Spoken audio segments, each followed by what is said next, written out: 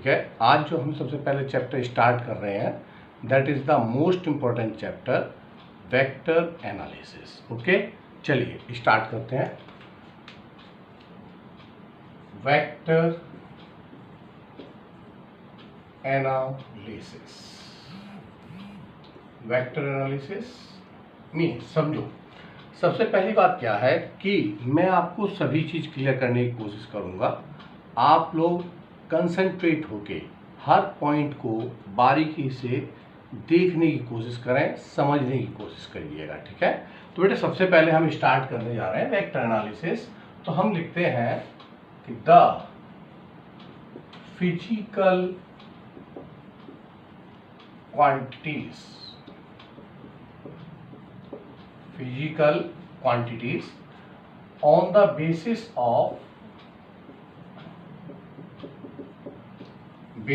of their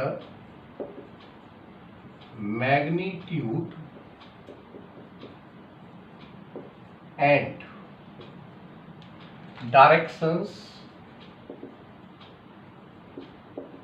involved can be classified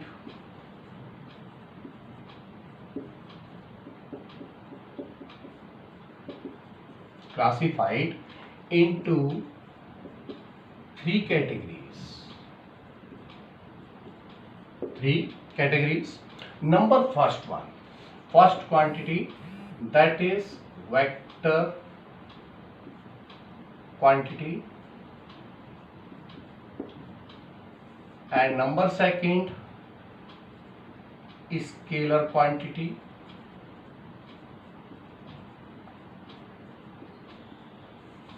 and number third tensor quantity. So these are the classification of physical quantity on the basis of their magnitude as well as directions also. अब देखो बेटे सबसे पहले vector quantity तो means the physical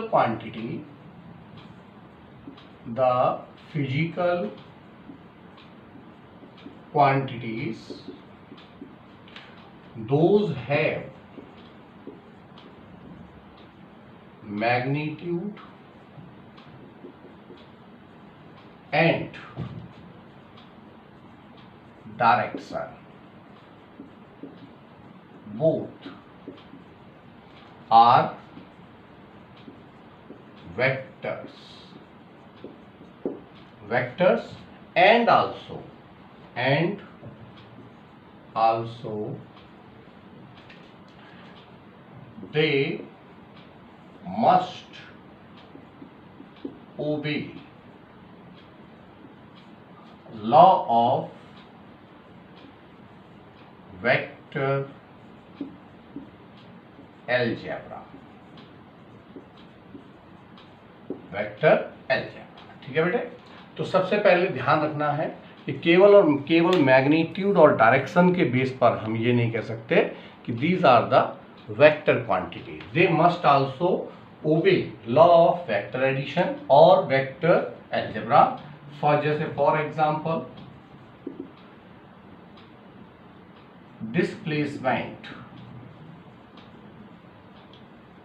displacement, area, velocity, acceleration, force, momentum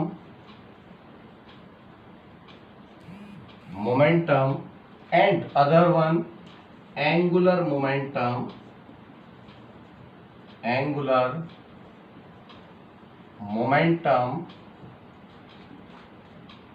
torque, that is also termed as angular force,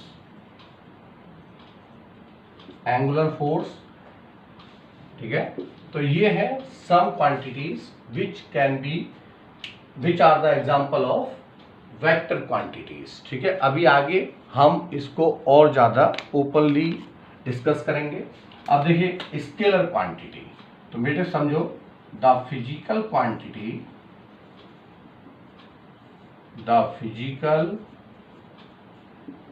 quantities which have only magnitude, doesn't have any specified direction. For example, distance, speed, and all fundamental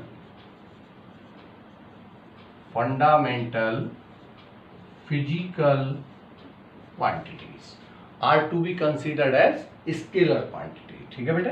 third one physical quantity, that is tensor quantity. कौन सी quantity है? Tensor quantity. तो tensor quantity means the physical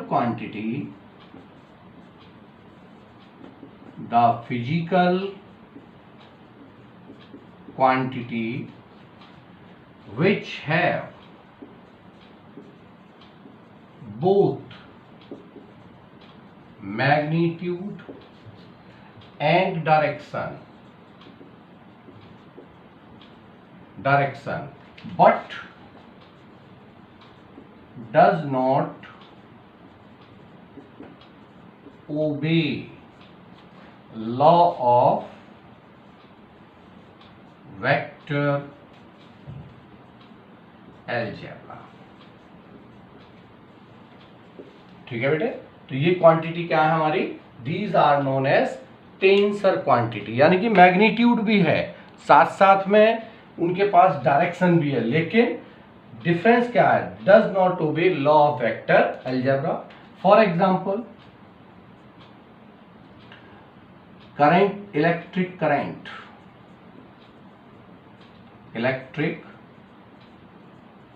current end moment of inertia, ये सारी चीजें हम आने वाले चैप्टर्स में धीरे धीरे पढ़ने जा रहे हैं. ठीक है बेटे. तो सबसे पहले आपको ध्यान रखना है कि what are the physical quantities on the basis of magnitude and specified direction, and what is the basic difference between the vector quantity, scalar quantity as well as tensor quantity. Clear? तो ये आप लोग याद रखेंगे. इसको आप एक बार देखिए, फिर हम आगे बढ़ते हैं. Okay, thank you. अब देखिए नेक्स्ट वन, नोट कीजिए. आगे बढ़ते हैं बच्चों.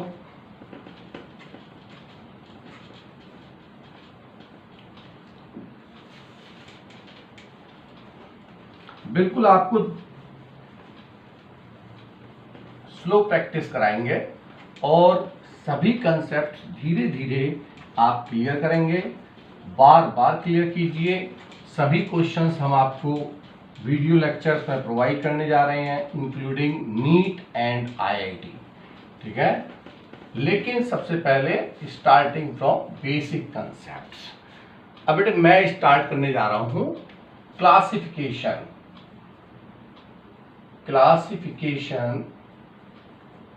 of vectors.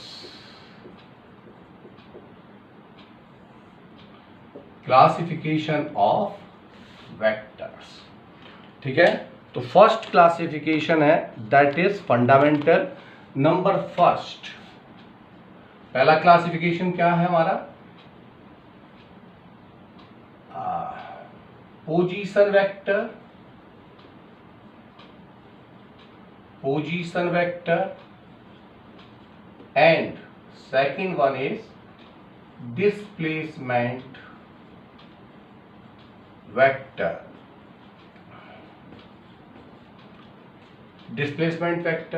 ठीक है. इसके बाद जो नेक्स्ट क्लासिफिकेशन है, that is A B. B को हमने दोबारा से डिवाइड किया, further divided as number first axial vector and number second polar vector, polar vectors, ठीक है।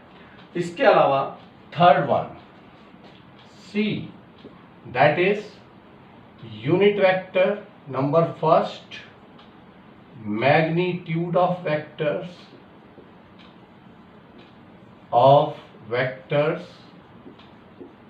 and number second unit vector,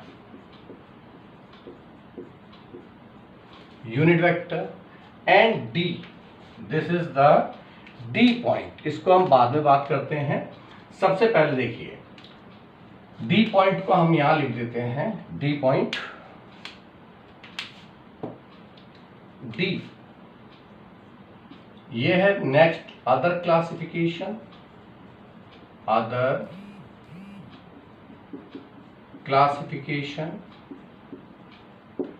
number first co-initiating vector, number second co-terminus vector, number third collinear vectors, number fourth coplanar vectors,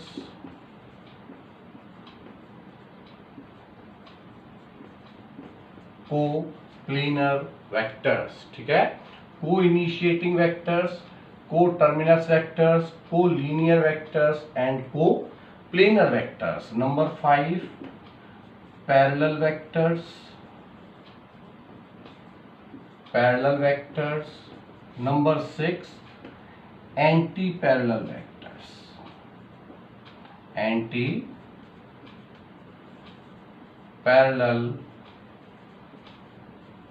vectors.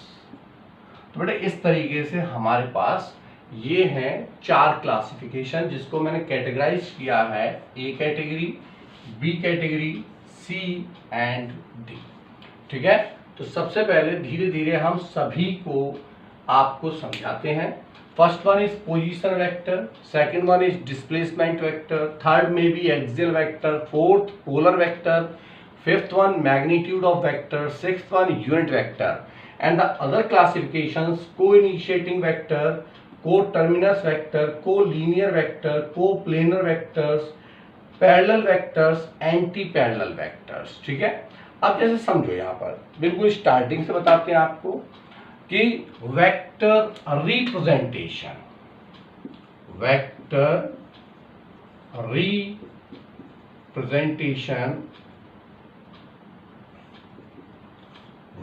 Representation में बेटे क्या है, सबसे पहले कि means we have 3 directions in space. तो when a body tends to move only 1 direction, और in other words यदि कोई बॉडी, मतलब मैं इंग्लिश में बात करूंगा आपसे थोड़ा, if a body covers only 1 direction during its motion, that means 1D motion. Number second, 2D motion, when body covers 2 directions simultaneously at any time, this motion said to be 2D motion.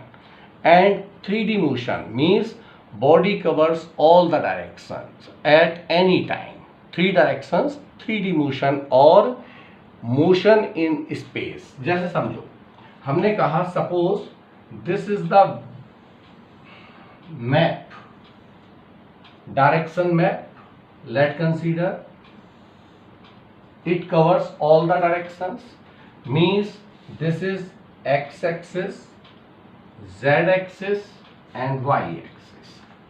Late consider this is X axis, Z axis, Y axis. तो बेटे अब समझो ध्यान से कि हमने कहा suppose let a body only covers 1 direction during its motion, ऐसे जा रही है, या बॉडी इस डायरेक्शन में मूव कर रही है, या बॉडी इस डायरेक्शन में मूव कर रही है, तो बेटे मोशन कैसा है हमारा, दिस इज 1D मोशन। कैसा मोशन है हमारा, 1D मोशन।